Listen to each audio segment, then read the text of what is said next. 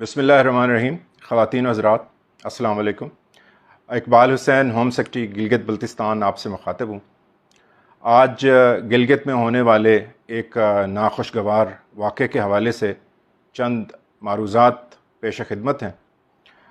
इस वाक़े के फ़ौरन बाद चीफ़ मिनिस्टर गिलगित बल्तिस्तान खालिद खुर्शीद ख़ान साहब के हुक्म पे एपिक्स कमेटी की मीटिंग तलब की गई।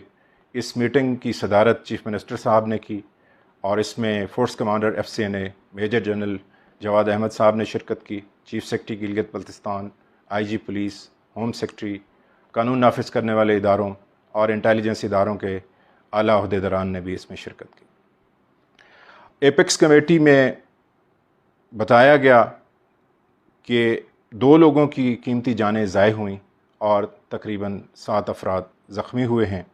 एपिक्स कमेटी ने जिन लोगों की जान गई है उनके ख़ानदानों और लवाहिकीन के साथ ताज़ियत का इज़हार किया गया और ज़ख्मी होने वालों के साथ हमदर्दी का इज़हार किया गया। कानून नाफिज करने वाले इदारों ने वाक़े की तफसील कुछ यूँ बताई कि जैसे ही एक मजहबी रस्म के सिलसिले में एक काफ़िला जा रहा था और उस काफ़िले के पहुँचने से पहले यादगार चौक पे मोटरसाइकिल और चिंची रिक्शे की मामूली सी टक्कर हुई और उसके बाद होने वाली तकरार और तल्ख़ कलामी के बाद कुछ फायरिंग के वाक़यात हुए और उन फायरिंग के वाक़यात में इन लोगों की जान गई और लोग ज़ख्मी हुए।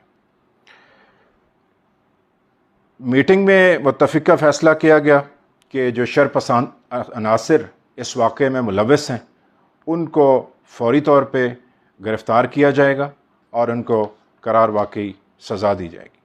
और इस सिलसिले में एपिक्स कमेटी ने इदारों को फ़ौरी और मौसर इक़दामात लेने के वाज़ेह अहकामात जारी कर दिए हैं। मीटिंग में ये भी फ़ैसला किया गया है कि शरपसंद अनासिर को गिलगित शहर ख़ुसूसन और गिलगित बल्तिस्तान